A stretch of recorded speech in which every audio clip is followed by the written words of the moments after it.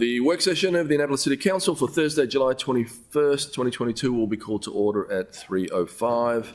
At this time, would everyone willing and able, please join us for the Pledge of Allegiance.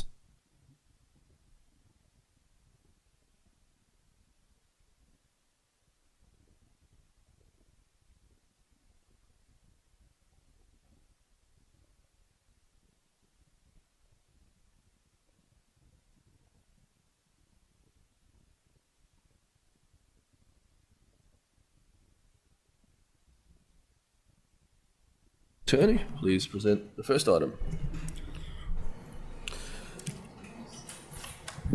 The first item on the agenda is ID 168-22, UNESCO Port Marker Project. Right, great to see you, Janice. Welcome. Hello, everybody, honorables, all of you. I'm happy to be here. This is a long time coming. The port marker is on its way. It's been 10 years since Ann Chin talked to the city of Annapolis and there was no interest until Stuart Pittman and Gavin Buckley said, yes, it's time for us to have this marker. So I'm giving you an understanding of what a port marker is, okay? Why it's important. You want to do that for me? All right. What is the Middle Passage Ceremonies and why do we do this? First is to honor 2 million Africans that died in the Middle Passage. They never came to North America or anywhere. They died during the passage in the ocean. We also honor the 10 million that survived. So what we do up and down the East Coast, we have 43 documented sites of arrival. 29 of those 43 have been installed as historic markers. The Middle Passage Ceremonies uses this symbol because it stands for, at some point in your life, you must go back and retrieve your history, where you have come from. Next.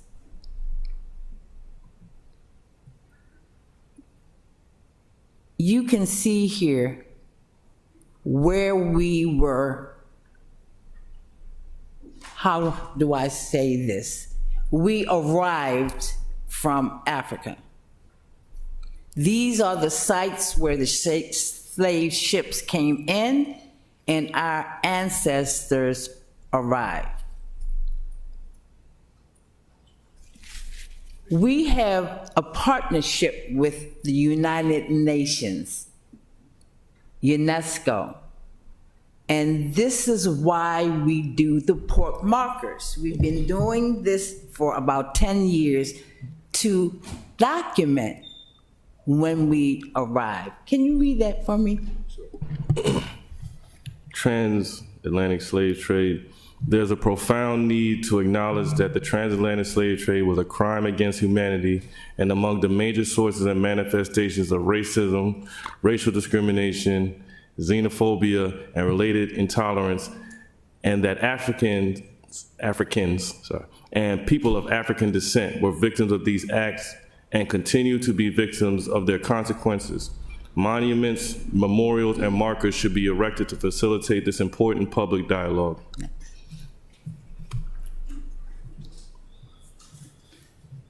UNESCO has identified 3 areas of the slave project. Resistance.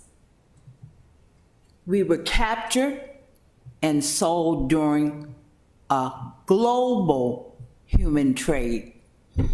Liberty, freedom from slavery and bondage. in the city of Annapolis. By 1800, the first black community was formed. We call it City Gate Lane, but it was called Acton at the time. It was populated by free blacks and enslaved. For example, I'm free, but my cousin, brother, sister is enslaved. We buy them out of slavery. By the time we are at the Civil War, Annapolis has more free blacks than anywhere in the colonies. Why? The goodwill of people? No. They worked it off, or they were born free. If your mother is white, your father is black, you cannot be called a slave. So that in fact caused Annapolis to have this large free black population with white mothers whose children had to be bound out to service. We see this by the 1850s. They're coming back and they have a profession. Your first alderman is the master carpenter in the city of Annapolis. He was enslaved. In his case, he was free. His mother, they came to Annapolis, settled on Acton Lane, and he became one of the wealthiest men in this town. Heritage, that's where we are now. We tell our stories through memorials, plays, houses, and the state provides that money to us to tell that history. 3 areas. UNESCO sites in Maryland.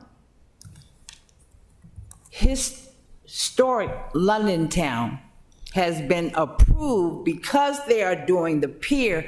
They have not erected the port marker. Historic Solidly, that is Southern Maryland. There is a marker. A marker marks the spot where the enslaved stepped on land for the first time. Baltimore, a ceremony, but no marker. Easton, July 4th, 2021, and then hopefully the next Maryland marker will be the city of Annapolis, and we are planning to do this on November 1st. We always see this ad, and because we are historians, we have seen almost every slave ad that there is for the city of Annapolis. We use this one for the Kunta Kinte Festival because we know that the African Kunta Kinte was on this ship, the Lord Ligonier. For us who know our history, John Rideout was the Secretary of State. He owned my family, Tola's family, in a place called Whitehall, and we were slaves of a provincial governor. The other one, nobody ever talks about him, but he's the first president of the Senate. His slave was supposed to stay enslaved for 7 years after he died. His nephew said no, he will be free. He made money because he was hired out as a blacksmith, and his slave, Smith Price, is the founder of the black community and the first black church in this county. This is Annapolis. These are the ships that came in. We know where they came from, a lot of them. You see the numbers that says embarked, disembarked. That means they left with 244 and wound up in Annapolis with 200. That can mean two things. They died during the Middle Passage, or they were sold in little tributaries coming into Annapolis. Annapolis roads, places like that. You could buy slaves right off of the ship. The last one is the Lord Ligonier.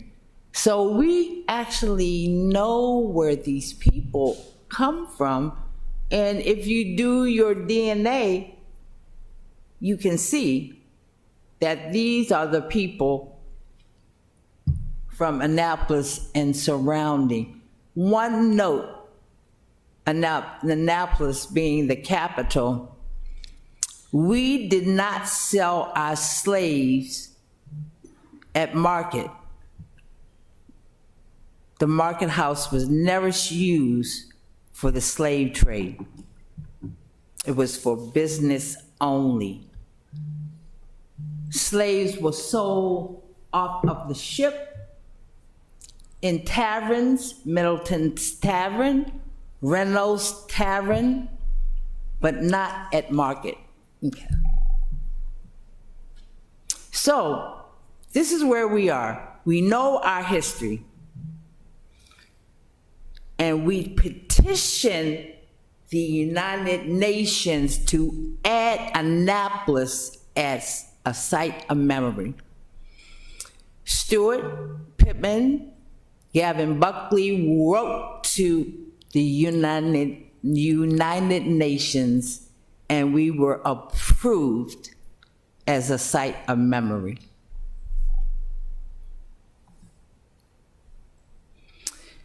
I just want to give you a few examples around the country. So everybody does their own thing. Some are on wood, some are on metal. Here's one from Jamestown. This one is very important because this is 1619. Mobile, Alabama. Most of these are two-sided. It's up to you what you want to use. I have decided for you. Galveston, Texas. Okay, next.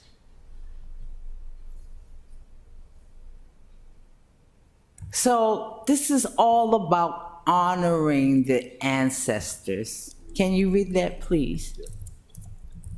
If the Atlantic were to dry up, it would reveal a scattered pathway of human bones, African bones marking the various routes of the Middle Passage. John Henry Clark, historian. Thanks. So, we have scoured the area. We have presented to, you guys are really the last ones.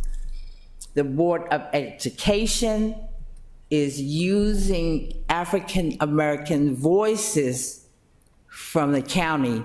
We are now adding a link to the port marker, our history in the city of Annapolis.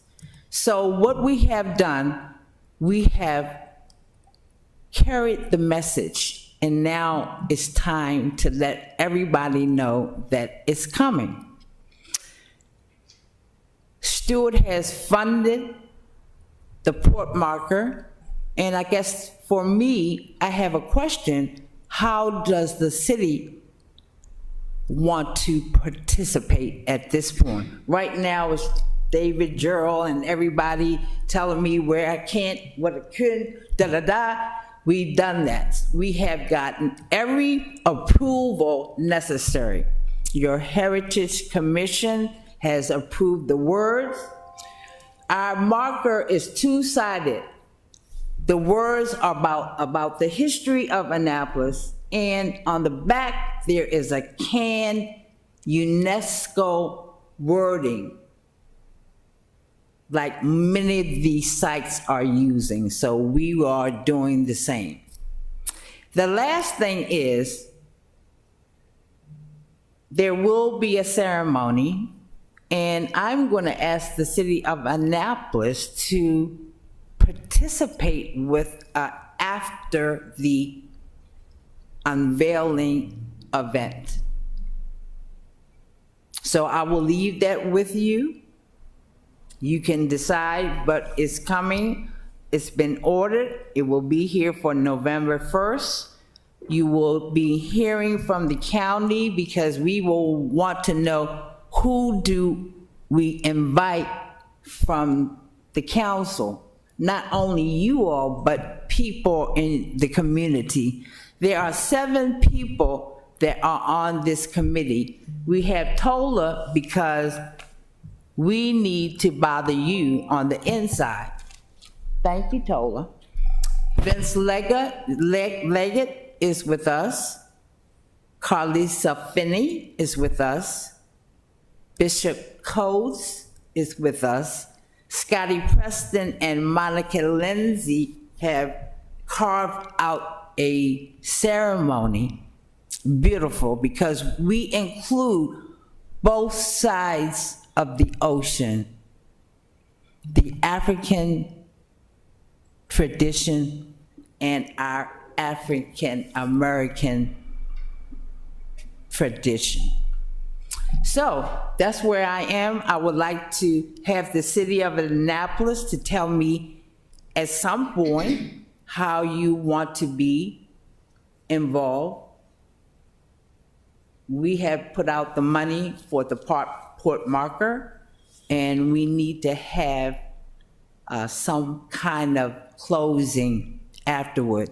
I also would like to ask if it's possible when we do the ceremony the week before, if it's possible to use the flags from the different,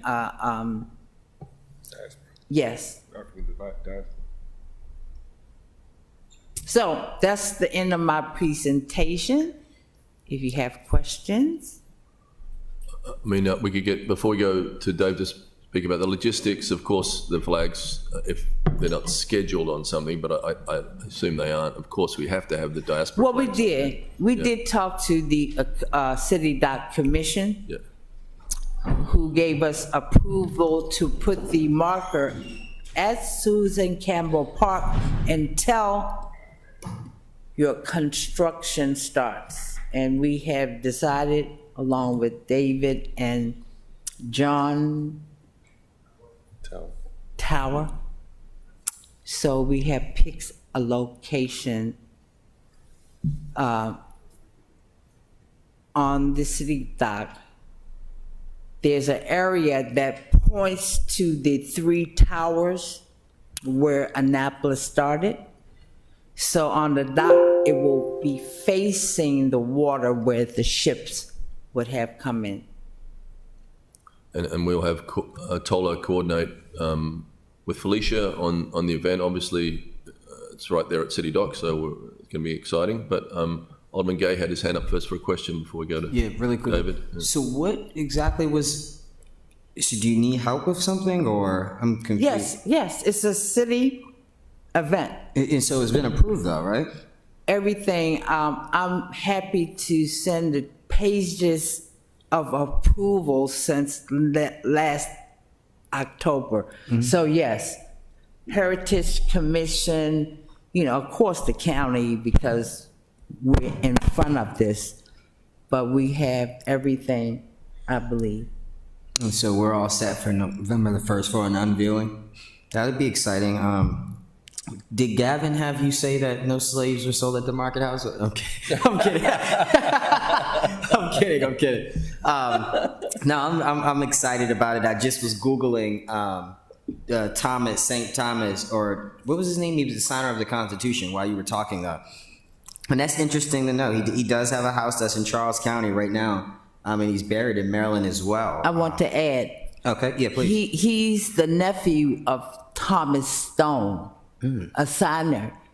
So they have a house on Hanover Street. So the slaves were back and forth. So there are a lot of historic photos. The Peggy Stewart house, that's in the family. That's awesome. That's really cool to see. This history around us. And eventually, I'm hoping, once the marker is placed, during the construction, you'll have to move it. I'm assuming. Yes. Okay, and Yes, that'll be figured out. Once it's in this final resting place, though, it'd be cool if there was maybe, how in New York they have the interactive kiosk, etc., to be able to show the wiki or these photos of these houses that are still here. Just because I think that history doesn't get told enough. It's known. Everybody knows Annapolis for, obviously we all thought that slaves were at the market house, but I just think that's just greater exposure. That's awesome. I really appreciate it. So what we decided, in order to give greater information, the marker has a QR code. It goes back to the city of the county. You are already using that. So the history of Annapolis, people, the kids with the cell phone, boom, okay?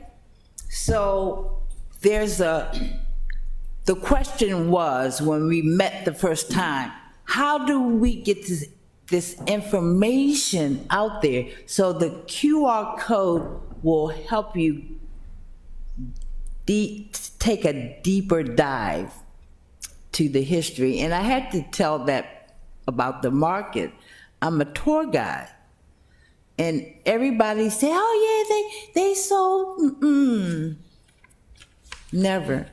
And I want to add to that, the first woman to the market was a black woman, 1805, and she's a Smith, same Smith of the cars, same family. So I hope that this will give us an opportunity to know ourselves better. Other questions, council? If you could also work on this image in the back next, that would be great to have that removed. I'm looking forward to doing that with you Which guys. tells a horrible Yeah. history of the city. If you could do that as well, that'd be Let's great. get that done before 4 years are over. Well, I have to get those women off there. That was a mess.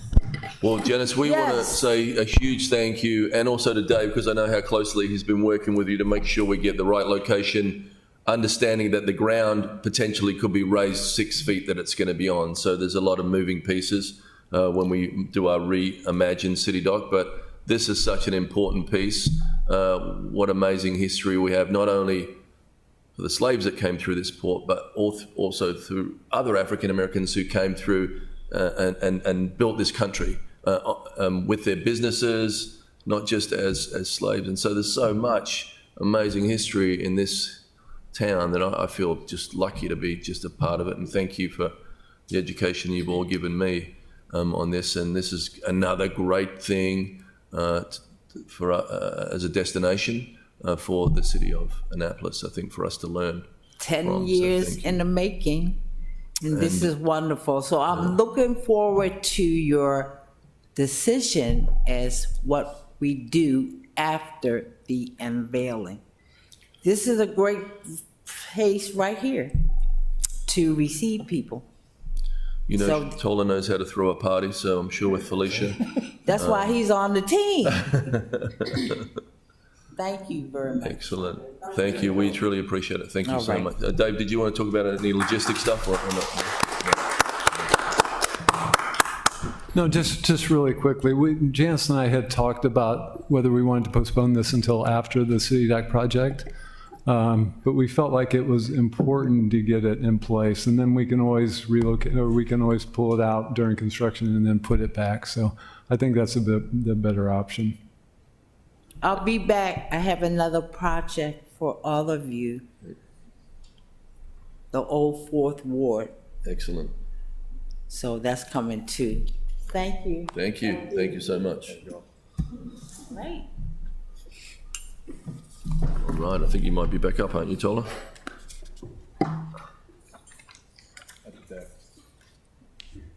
You gonna take care of this again? Thank you. Thank you. Tola, are you in the next one as well? Great. And Mr. Assistant City Attorney, please present the next item. The next item on the agenda is ID 16922, Smart Cities, Morgan State University. Thank you.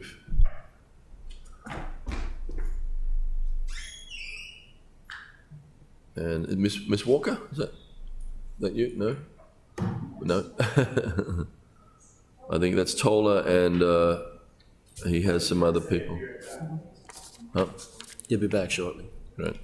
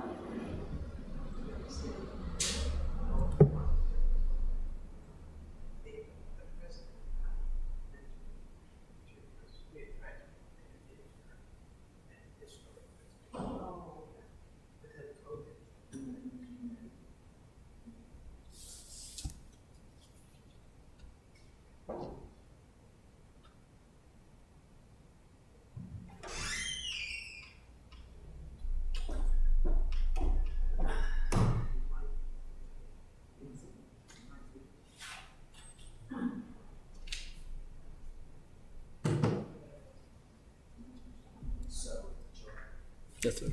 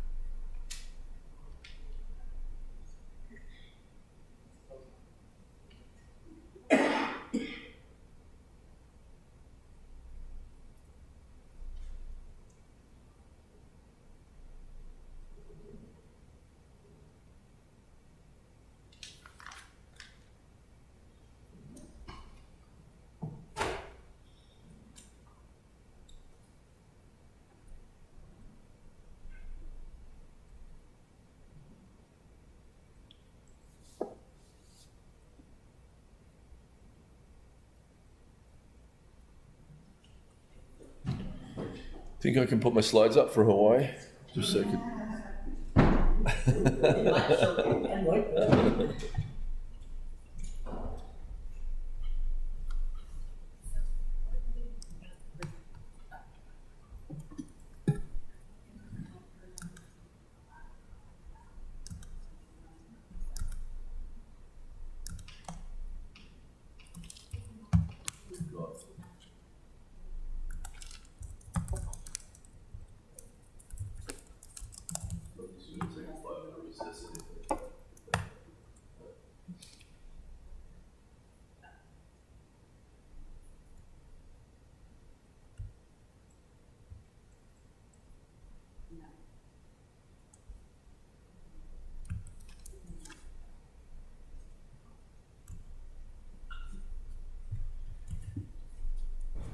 So the Morgan State presenters are running behind a little bit, so we're going to just take a 5-minute recess, and if they're not ready, we'll reassess it after that. Thank you.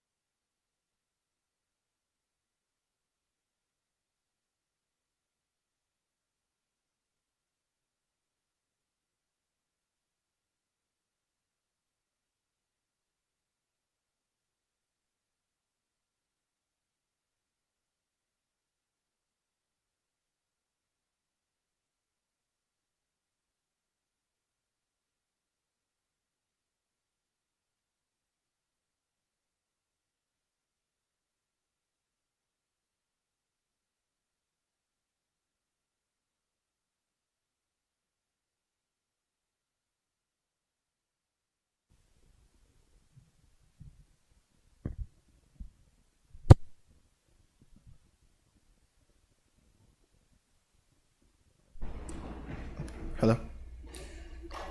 That's it. Okay. All right. Would I have to sit down?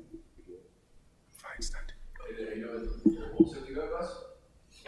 Okay, Yes. we're gonna resume the meeting. Thank you.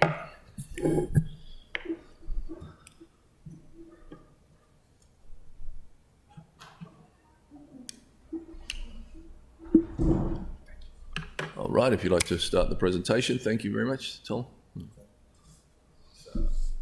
Adetola Mayor's Office.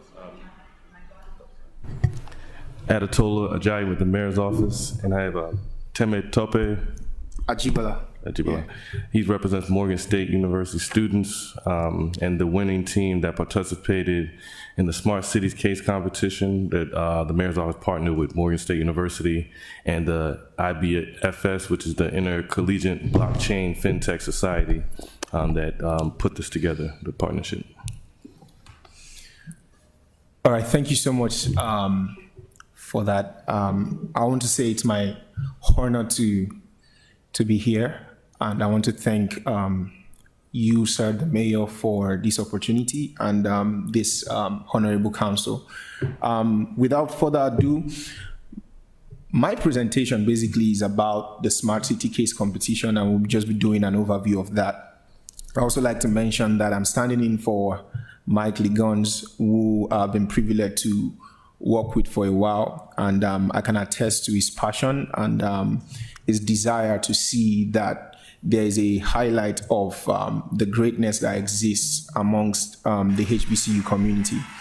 Unavoidably, he's absent today, but I believe I'm able to convey his desires, his passion, and his own ideals through this presentation. Our mission basically is to ensure that we could provide HBCU students with real-world experience in researching, designing, and presenting consultative solutions to the city officials as part of a competitively based case competition. The objectives that we set out to achieve through the Smart City case competition was to ensure students can have access to the best approach to consulting, the best approach to forming teams, that is team development, and also proven leadership and management strategies.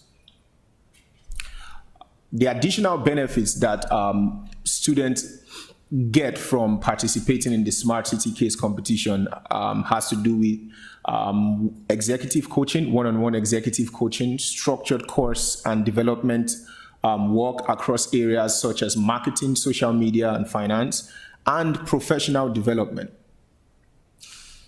A greater peek or a deeper dive into what the professional development has to do with the topical areas includes emotional intelligence, leadership, problem solving, teamwork, and one-on-one coaching and mentoring. With respect to putting the competition together, we had a very rigorous student selection process, and I can attest to that as one of the competitors. One of the students that competed in the Smart City case competition. It was such a rigorous process. Number one, as part of the selection process, first of all, students, after submitting their application, which I'm going to take you through very shortly, they were organized into a team of 5, ideally with representation from diverse academic backgrounds. This is quite rigorous because it's okay to compete with people that you've worked with before, but competing with people that you've not worked with before, having to find places of relatability, having to quarrel and do a couple of things, but eventually being able to compete together was quite rigorous. And students were also selected from both graduate and undergraduate program. And there was a multi-curricular approach to team assignment. That is, and then we saw in this 2022 Smart City case competition, we saw students from project management, business, architecture, computer science, and engineering. As part of the selection process, the application process for students were expected to submit a very detailed resume Also, essay responses to 2 questions. The first question was to describe the benefits that a smart city would bring to their area. And in their answer, they were meant to consider and address the growth and innovation that is possible within 1 to 10 years. Also, they were to envision their current experience and future aspirations as a student and professional, lending itself to the Smart City initiative. Also, they were meant to also show us a proof of involvement in campus life. We did not just decide to engage students to participate in the Smart City case competition as just a one thing. We believe that in order to be able to allow or attract students to participate, we ought to have had a track record of engagement with students. I mean, for someone like me that participated, I wanted to see where they were coming from. I didn't just want to participate in a competition from an organization that doesn't really have some level of track record of engagement with students. So as part of the building of a track record with students on campus, the engagement with students, some of the things that had been done or initiatives that has been, or programs also that has been done before are highlighted here. Number 1, Confessions of a Blockchainer. It was a guest speaker series. We invited people to come and speak across their experience in the blockchain industry. Also, we had a cryptocurrency trading competition tagged Who Minded. Students were allowed to compete across cryptocurrency. And we had Eat and Learn, which was a sponsored movie night, basically for freshmen. They were meant to come in and in a very, very informal environment, learn and socialize. Also, we had Ascend, an on-campus festival to include rock climbing, food, music, basically to create a form of track record before the major Smart City case competition.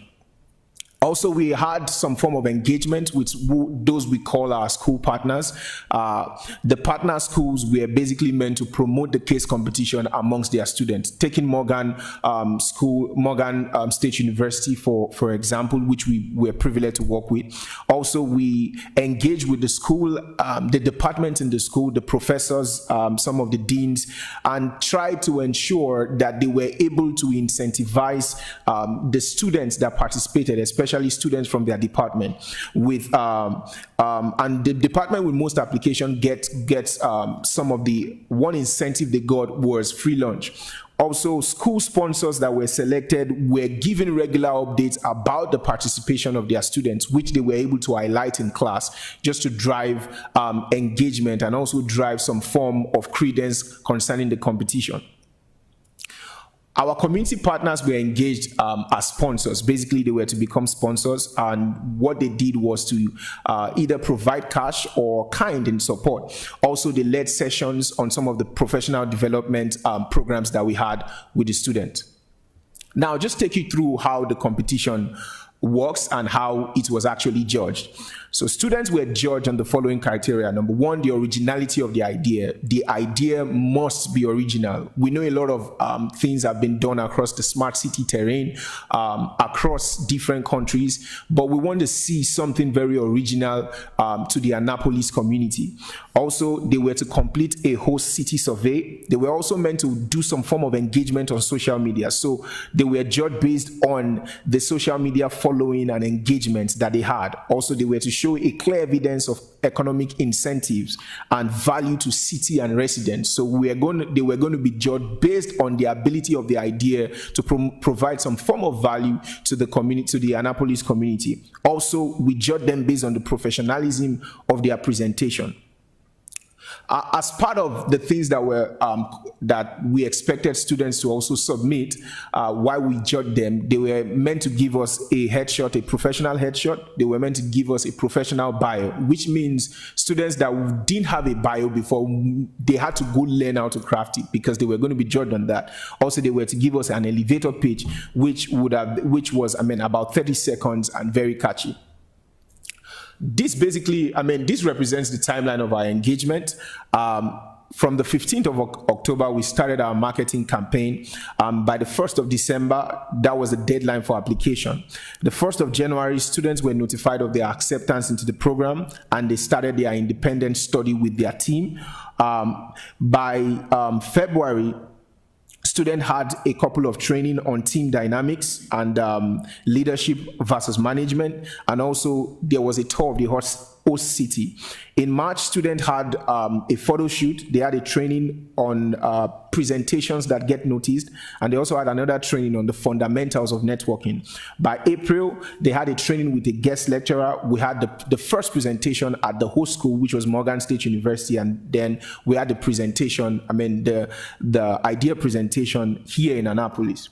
Between April to October, we've been having some other on-campus activities, basically to keep the organization running. This is a cross-section of the participants at the 2022 case competition that held. We had several teams, but during the course of the competition, a couple of people pulled out, but we still had people who were able to demonstrate resilience and still present for their teams. Some of the comments we got from students after the presentation, I'll just read one. It says, a student said, "I love how I was able to use my innovation and how I learned so much about smart cities and saw how it had been implemented in other places. I enjoyed presenting my ideas and pushing myself to finish this competition. I also loved receiving feedback from the judges and presenting in front of the mayor." I would have decided to read the remaining comments, but I feel since I'm one of the participants and I'm here today, I'll just share my own story with respect to participating in the Smart City Case competition. I moved into the United States last year, and truly, I've been privileged to do a couple of things. To work in Nigeria, to work in Africa, but I've not done anything on Smart City Case competition before. And so for me to be able to be a part of something this innovative, especially with the organization telling us that you get the opportunity to present to the mayor and then your idea could be adopted, that just puts some sense of responsibility upon me. I began to do a couple of researching. I began to study. At one point studied the story of Dubai that was written by, the book, My Vision by Ibn al-Maktoum, and I saw a couple of things around smart city. So I believed it could be done. And I also did a couple of research. I went online, I reached out to the librarian to give me materials on smart city because I really wanted to do something. If the mayor was going to be there and the mayor is going to listen to what I have to do, I really wanted to do something that had a level of value. And so for me, coming together with my team and being able to come up with our idea and show our presentation, I had a sense of purpose, a sense of responsibility, which was something that I've taken out of that competition. And as of today, based on the validation we got from your council, based on the awards, based on the highlights that I was able to get, I've been able to be selected across a couple of other fellowship programs. I got selected into the Hennessy Fellows program, which is a partnership between Thurgood Marshall College Fund and Moe Hennessy. Also, I got the privilege to also be selected into another fellowship where I get to build a product that can help Black communities improve prosperity, also improve access to health, and reduce mortality amongst the Black people. So for me, being able to receive that level of validation has sponsored me to do so many other things. And within the next couple of months, I'm planning to actually register a company. And I couldn't have gotten all that courage and confidence if we didn't get the level of validation that we got here. And so I want to say thank you to the mayor and thank you to this honorable council for partnering with our generation, because it makes us have a sense of responsibility and let us know that really our ideas matter. So I want to say thank you once again for that. So I'll just take you through a cross-section of the financials. To organize the Smart City Case competition and a couple of other programs that we had, we dedicated about $10,000, or $10,000 was basically expended in student prizes. In the professional development lecture series, about $2,000 was expended. In marketing, we had also a total of $2,000, and concerning meals and entertainment, we had a total of $2,000 also, totaling about $16,000. But for 2023, we are hoping that we'll be able to up the prices a bit. For student prizes, we want to up it to about $15,000, and we are looking at the possibility of engaging some more HBCUs. Also, we want to improve and increase the professional development allocation to about $7,500, the marketing also to $7,500, meals and entertainment to $5,000, and this is going to total us to about $35,000. And the reason why we are doing this, and we believe we should spend more, is because again, like I said, sharing from a participant point of view, I've had access to bigger rooms. I've been able to highlight what I did with the Smart City Case competition to attract more opportunities for myself and for some other people. So we believe the ideas that students have, their initiatives that some of these students have, that we can help birth. So if we give them that opportunity, we can birth those initiatives into the community. As a summary of our program, we believe we've been able to realize three things majorly. Number one, we've been able to strengthen community relations. Two, we've been able to develop students professionally and emotionally. I mean, from our professional development session, we were able to really reorientate students, giving them teaching them how to actually approach the professional world, how to approach consulting, how to approach ideas that they have. I mean, and then thirdly, we're able to create an environment of equity and inclusion. There's been a lot that has been said about equity, diversity, and inclusion at the moment, and we believe doing our own little things, playing our own little role has been able to foster that goal. I feel it will be expedient also to highlight to you that in realizing this vision, we had a couple of challenges. I mean, there's no vision that is being birthed that does not have its own challenges. And one of the challenges we had was student attrition.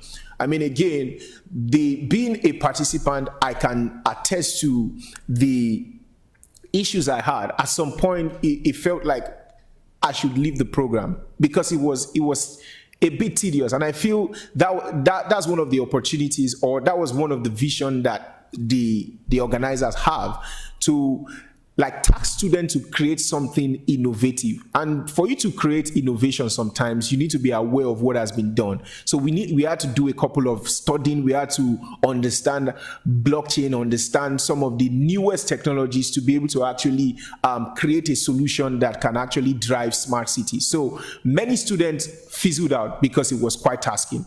Two, we had low community participation. I mean, amongst the Morgan community and even across Maryland, we were not able to get much participation. We feel we can actually improve that from our own end. Also, we feel we had limited funding. We had limited funding, and yet we were able to pull out something that was that successful. We understand the lean model that no matter how big a vision is, you must be able to scale it down so that you can scale it up eventually. So that's what we're able to effectively do. Our future aspirations are to ensure we can offer this opportunity to more HBCUs. We would like to include more HBCUs into participating. Also, we want to increase student engagement. We've begun to understand students' pain points, what made them actually pull out of the competition when it became tasking. We feel if we can support them through the task, we can actually increase student engagement. Also, we intend to build long-lasting relationships with our community partners. We wouldn't have been able to do this without the support of the government of the city of Annapolis and the support of Deloitte and the support of the school also, and the FinTech Center, a couple of all our partners. So we intend to continually improve that relationship so that we can do this on a larger scale. As a final note, I would like to say that we believe strongly in collaboration. We believe that we couldn't have done this without the collaboration spirit or the collaborating spirit. And so we believe that with collaboration, we will always win. And collaboration across board. I mean, professors supporting their students' learning, administration, the government administration supporting, and even school administration supporting student activities. Students also participating in events that basically help them create ideas that can shape the future of the world. Also, the Annapolis city officials, government officials benefiting from the innovative solutions that students are able to come about, and also sponsors getting preferential access to develop talent. And allow me to just highlight this a bit. What our sponsors and our community partners are able to get is that some of these ideas, some of these talents that have created these ideas, they get first-hand access to them.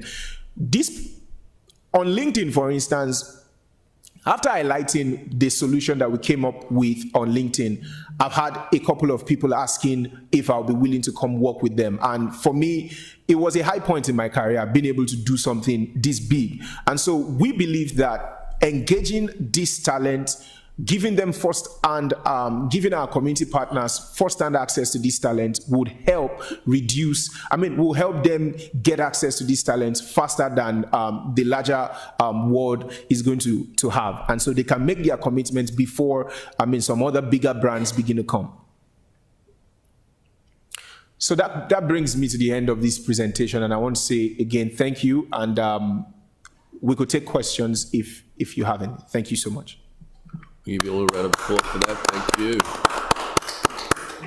Well, we're very excited to be partners with you on this, and we need young voices, young ideas in this town, and it was great to sort of see the presentations, and we'll thank the City Council that we're all part of that.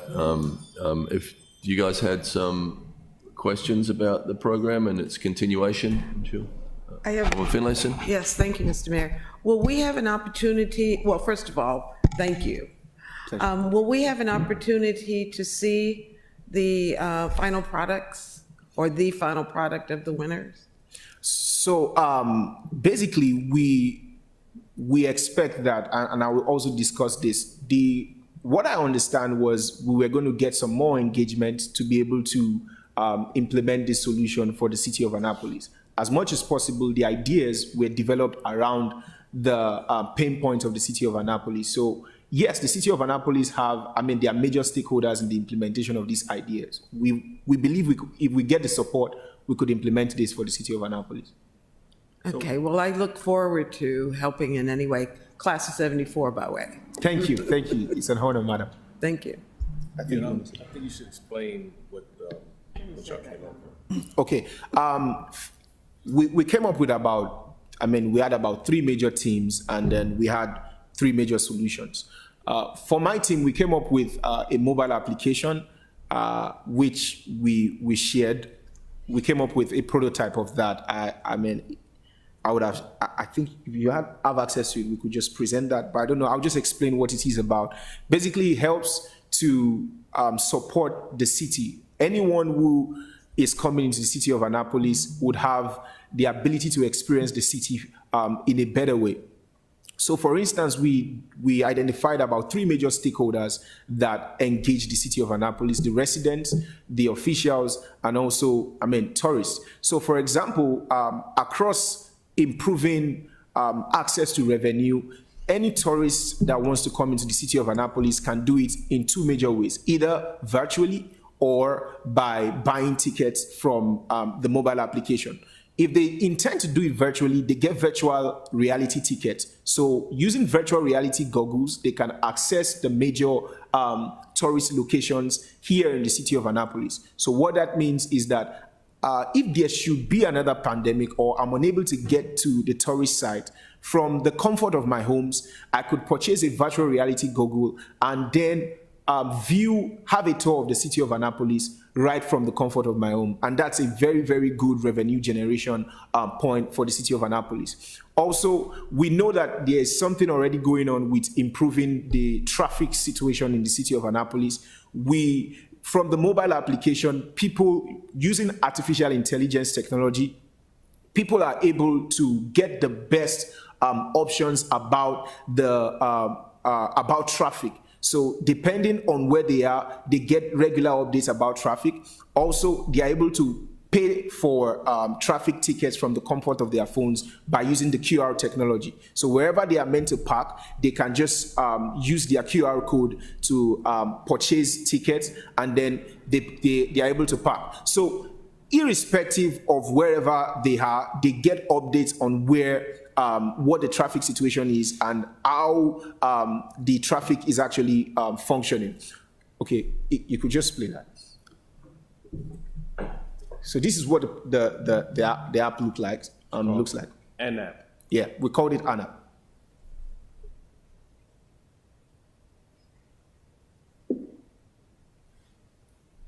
So you are basically able to, okay, go on. Yeah.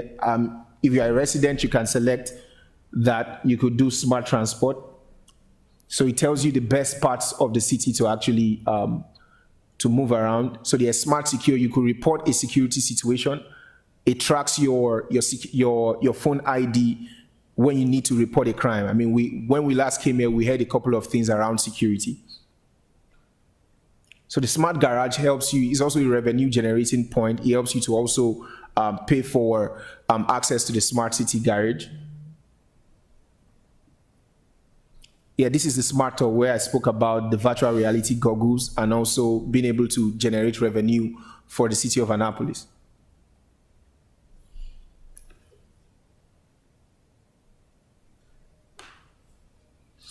Yes, so this is the application. Another thing that one of the other teams came up with was a blockchain solution that's going to help in voting. So one of the things around blockchain is that blockchain helps you to decentralize authority. So for instance, and also decentralize control. So for instance, when you have to vote, some of the issues we have around voting systems is that certain people are able to manipulate this. They're able to manipulate data flow. They're able to just tilt it to their direction. And then we've seen this, across various settings, especially when it's using the internet.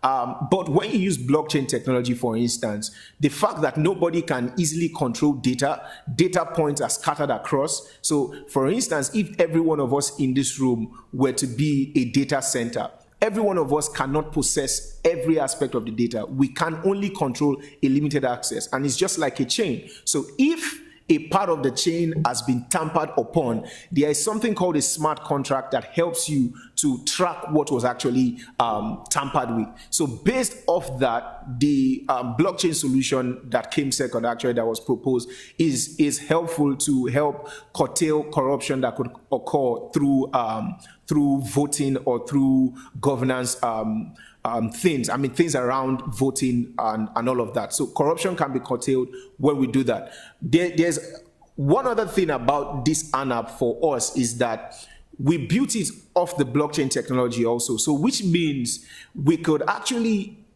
integrate this same application with another solution. So for instance, the blockchain application or solution that was actually presented by the second team, it can be integrated into this to become just one solution that everyone can engage with.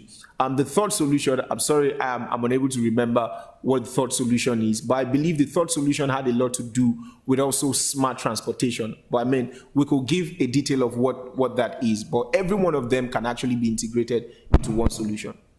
Thank you. Alderman Pindell Charles. Thank you, Mr. Mayor. I want to thank Morgan State University for this partnership as well as the city. It's been extremely beneficial in many, many ways. I was class of 76. And so I can see the benefits from all centers. And I think the HBCUs definitely, it's a great opportunity for those students who attend HBCUs. And I thank you all, and I thank everybody for the support that we've had with the city. But you all did a tremendous job, and we're just thankful for your innovativeness and your creativity. Thank you. Appreciate it. Thank you. Thank you, Mr. Ajayi. All right.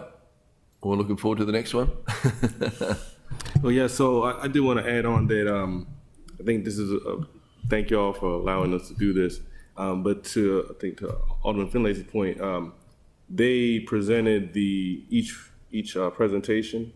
But again, this is more sort of like a beginning stage. So to move forward, we probably would need to have a different discussion, particularly with the winning app, because like you said, he can incorporate the other winners' projects into that app. But then, how much does the city want to be invested into something like this? Which again would be a different discussion. I mean, we did have some people reach out after we promoted the event, saying that they wanted to, potentially partner with the city.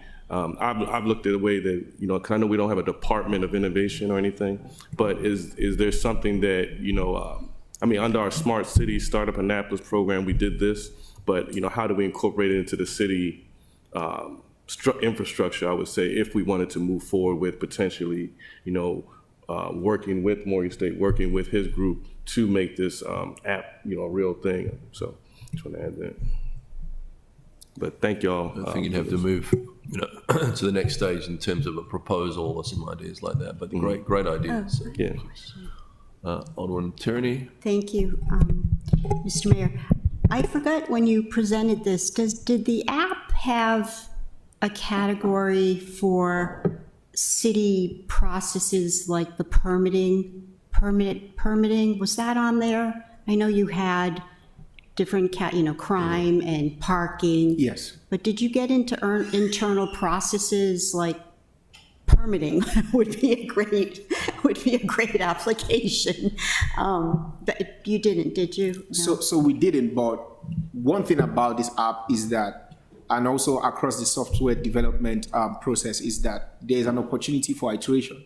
So just like you have your iPhone, and then you keep on having a better version of the iPhone, because they learn more from the communities or from the users of it, we're also able to incorporate that into this. So if we end up coming up, and that's why we've not yet started development, we could sit down with the champions of these processes, like you call them, like the internal processes that you have. We could sit down, document the process, and see how it could be automated and incorporate it into the application. Mm-hmm. And it's differentiated from a website, for example, because it's an application which actually does the work. I mean, it's the tool, so it's important to have that delineation. Thank you. It was a pleasure to be a judge. Thank you. Thank you. Oh, and it only costs the city, manpower working, and we bought the team dinner one time, so. Everything else was fundraised by the IBFS or in kind from the Morgan State. Excellent. Great. Well, we appreciate you guys. Thank you so much. Thank you. Thank you, sir. Awesome. Thank you.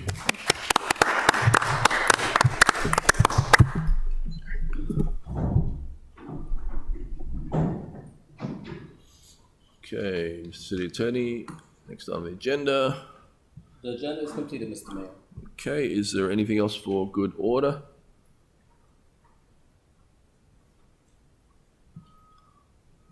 All right, meeting adjourned. Thank you. See you back at 5:15.